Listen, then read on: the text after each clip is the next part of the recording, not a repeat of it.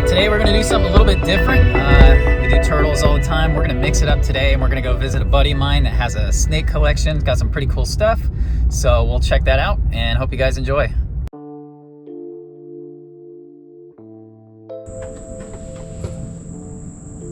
That's right, it's basically a zoo in here. We're here at my friend Cameron's place, and as you can see right when you walk in, lots and lots of awesome custom snake cages. He's really good at creating these awesome natural habitats.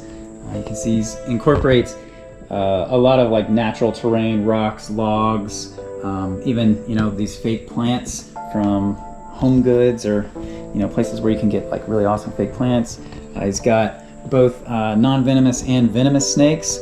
So you'll see he's got a awesome timber rattlesnake right here.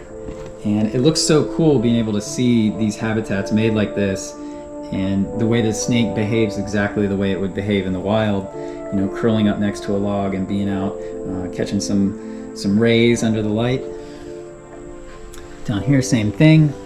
Awesome dusky pygmy rattlesnake, snoozing away. But look at this habitat. Just look at the care and the time taken to make this just as natural as possible. So much more than just being in a tub in a rack somewhere. This guy has, things that he can interact with where he lives. Down here, this is a king snake, so you're not likely to see it. Probably hiding under that. Pueblan milk snake in this semi-desert looking type habitat. Over here, everything's also labeled, which I love this too. So when you walk up to it, it's like a zoo display. I mean, you really know like what's in here. And so, in here is a northern pine snake, and he's simulated that kind of where rocky stuff opens up to open canopy and gives way, and the snake just has all these natural areas to hide underneath. Same here, I believe this is a corn snake setup. You can see his little head poking out. His head's poking out of the little log there.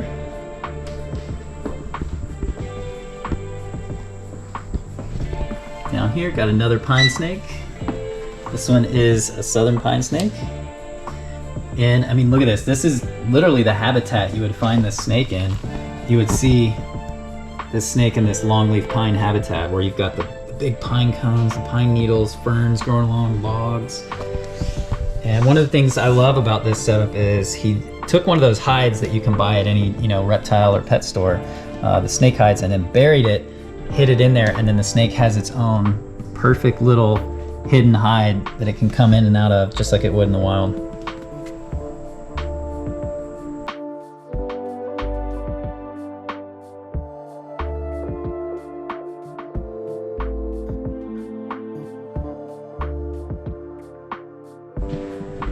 So I imagine it would be pretty hard to watch TV when you have all of this to look at.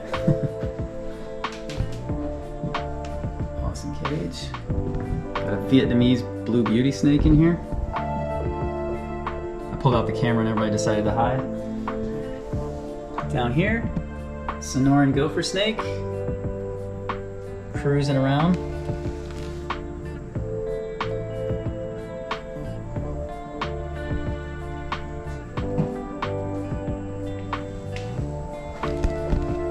And then in here, nice looking cottonmouth, just perched on a log. When I'm in the creeks, this is one of the things I see a lot of the time.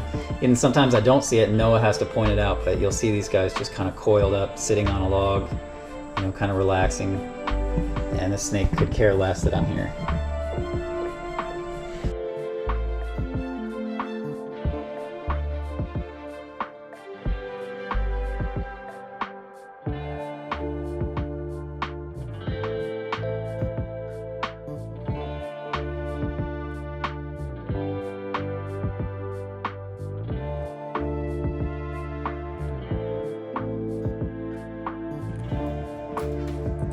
Super nice.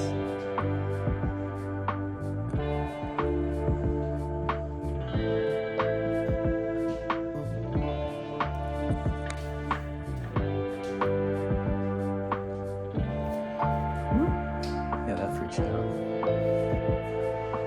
So even a ball python a snake that you would see, you know, anywhere you go, any place, and a lot of people keep these in tubs. But look at the habitat that's been created for, you know, this ball python. This is amazing.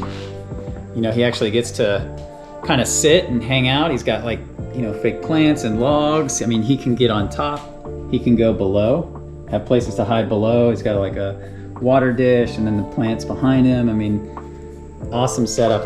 I wish everybody would create something like this for their ball python. It's so awesome. This timber, this is more of the canebrake style timber where they have the kind of the line down the middle of the back. And he's got a little button, so that tells you that this guy's pretty young. And got like a really awesome habitat here with the rocks and the logs and the sand and the leaf litter. I love it. I think that it might be a little bit more upkeep and a little bit more work, but I mean, in the end, you look at that and the snake looks like it belongs there. It looks like it's sitting in its habitat. To me, that's totally worth it. All right, so how long have you had all this stuff? So I've probably had all this stuff over the past 10 years, just collected over time. Cages and snakes. And what inspired you to build these cages like this? Well, since owning snakes since I was really young, keeping them on aspen mulch and cypress mulch and basic water dishes, over time you just kind of want to see them in their own habitat. So started collecting more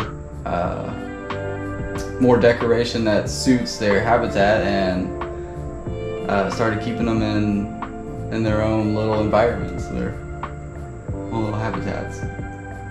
Gives them all little nooks and crannies to hide in naturally.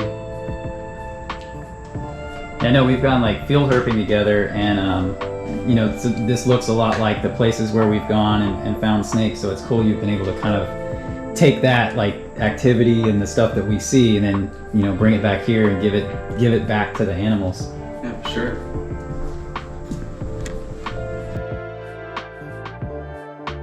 All right, so I want to thank Cameron for having me over. Let me check out all his stuff. Hope you guys enjoyed this. Always love being able to show you guys something different. Today it was not turtles, it was snakes. So if you don't like snakes, sorry about that. You'll have to get over it. Thank you guys so much. Take care. I'll catch you guys next time. Peace.